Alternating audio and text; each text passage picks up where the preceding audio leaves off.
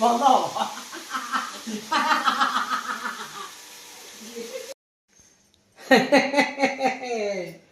ଆଜି ଆସିଛି ଗୋଟେ ବ୍ୟକ୍ତି ମାଛ 2 କିଲୋରୁ କମ ହବନି ସେ ବ୍ୟକ୍ତି ମାଛ ଆଜି ଭଲ ରକମ ଖାଇବା ପିଇବାଟା ଆମର ହବ ଦେଖ ଦେଖ ସେ କେମିତି ବାଛୁଛେ ଆରେ ଆରେ ତା ପେଟରେ କଣ ବିରାଟ ବଡ ମାଛ ଫେରେ ଆରେ ହେଇରେ ମାଛ କିଣି ଦେଇଛି ନା କଣ ସେ କେମିତି ପ୍ରକାର ମାଛ କିଣିଛି ଆରେ ସେଟା କଣ୍ଟାରେ ଧରା ହେଇଛି ଆରେ ହେ ତା ଦେହରେ ଗୋଟେ କଣ୍ଟା ବି ହେଇକି ଅଛି। କଣ୍ଟା ମାଛ ସେ ଗୁନ୍ଥା ହେଇକି ଗୋଟେ ମାଛ କିଣିଥିଲା ସେଇ ଆଉ ସେଇ କଣ୍ଟାରେ ଗୁନ୍ଥା ହେଇକି କିଛି ପଡିଛି। ହଁ କଣ୍ଟାରେ ଗୁନ୍ଥା ହେଇଛି ସେ ଭଲ ମାଛଟା ସେ ମାଛ କାହିଁ ସେ କଥା ପଡିଛି ମଟନକୁ ଆଡ଼େଇ ଦେବ ଏ ମାଛକୁ ବସିକରି ଖାଇବ ଏଇଭଳି ମାଛ ଇଏ ଆଜି ଗୋଟେ ଖାଇବା ପିଇବା ଜୋରସୋରରେ ହବ ତୁ ଛାଡ ଛାଡ କାମ ପାଇଁ ତୁ ନୁହଁ ମୁଁ ତାକୁ ସାବାଡ କରିବି କାଟିକିରି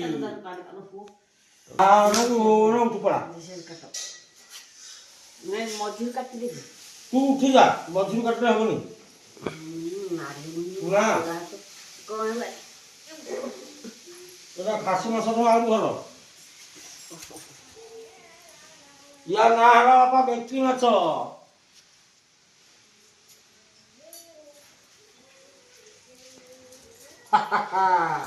ନାଇଁ ନାଇଁ ଖାଲି କାଟିଲେ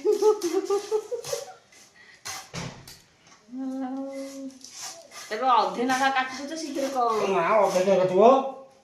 দেখে কি রকম হয়েছে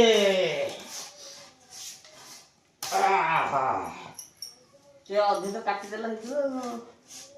কাটি হবনি সে কঞ্চা কাটি হবনি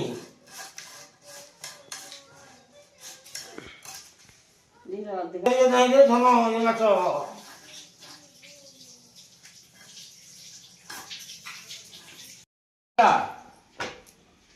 তেল পড়িলা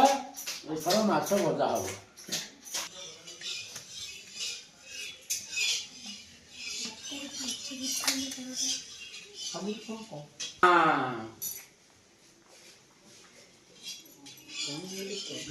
তেল পড়ি লুণ হলুদ গুড়িয়া হলা মাছরে এথর কড়াইরে পড়ি ভজা হব ভজা হলে আমি খাইବାକୁ বসবা ଆଉ ଭଲ রকম হব আজ খাইবাটা আজ মন খুশিরে খাইবাটা হব চন্দ্রভাগার আসছি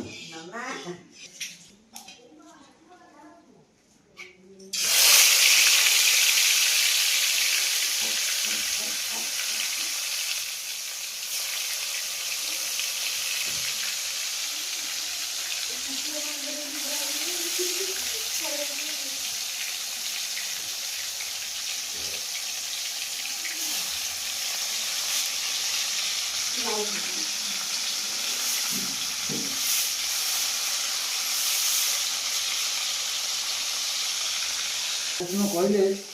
ଆଜି ଆଇଲେ ଜଣେ ନଙ୍ଗା ବାଡ଼ିଆ ହବ କଣ ଯାଇକି କୁଆଡ଼େ ମାଛ ଧରିବାକୁ ସମୁଦ୍ରକୁ ଆଉ ଇଆଡ଼େ ଦୁନିଆ କାମ ପଡ଼ିଛି ଅମକ କରୁଛି ଏମିତି କହିଲେ ମୋତେ କହିଲେ ନା ସେଦିନ ଦିନେ ସେ ସାର ମାସ ରାତି 10ଟାରେ ଆଣିକି ଆସି ପହଞ୍ଚିଲେ ବାପା ତାକୁ ଦେଖିଦେଲେ ଦେଖିଦେଲି କି ଖୁସି ବାପା କହିଲେ ବାପା ଏମିତିକା ମାଛ ମୋ ଜୀବନ ସାରା ମୁଁ ଖାଇନଥିଲି ଯୋଡ଼େ ମାଛ ଆଣିଥିଲି ସିଏ ଯାହା ହେଉଛି 2.5 କିଲୋ 3 କିଲୋ ହେବ ସେ ସାରଟା ଆଉ ଗୋଟେ ଆଣିଥିଲି କିଲେ ହେବ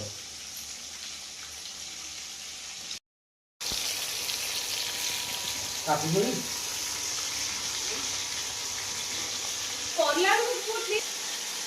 ଭାତ ବଢ଼ା ହେଲା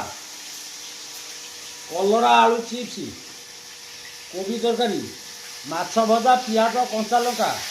ସାଧା ଡାଲି ବୁଢ଼ାର ଆଜି ଖାଇବାଟା ଭାରି ଖୁସିରେ ହବ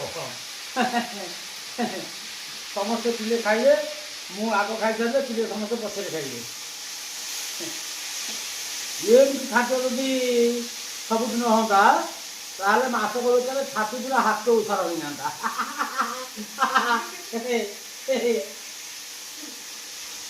ତିନି ପୁଅ ବୋଉ ଟୁଳି ଆଉ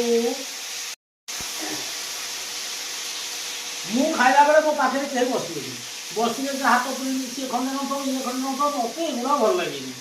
ମୋ ଉଦର ଶାନ୍ତି ହେଲେ ତାପରେ ଯାଇ ଅଲଗା କିଏ ଖାଇଲେ ଖାଉ ବା ନ ଖାଇଲେ ନାହିଁ ସବୁ ଜିନିଷ ଆଣି ଥୋଇ ନେଉଛି ସେ ତାଙ୍କର ଖାଆନ୍ତି ଆଉ ମୋ ସାଙ୍ଗରେ ବସି ଖାଇଲେ ସେ ନାଚି ନାଚୁନି ମତେ ଟିକେ ଅଳିଆ ଭଳିଆ ଭଲ ମତେ ଜାଣିಕೊಂಡು ଭଲ ଲାଗେନି। ଆଉ ବୁଢ଼ୀ ନ ଆଜି ରବିବାର ବୁଢ଼ୀ ଖାଇବନି। ଆଉ ଯିଏ ଯେମିତି ଖାଇବା କଥା ଖାଇବେ ଆଉ ଯାହା ହଉ ମୋ ପେଟ ଆଗ ଶାନ୍ତି ରହୁଛି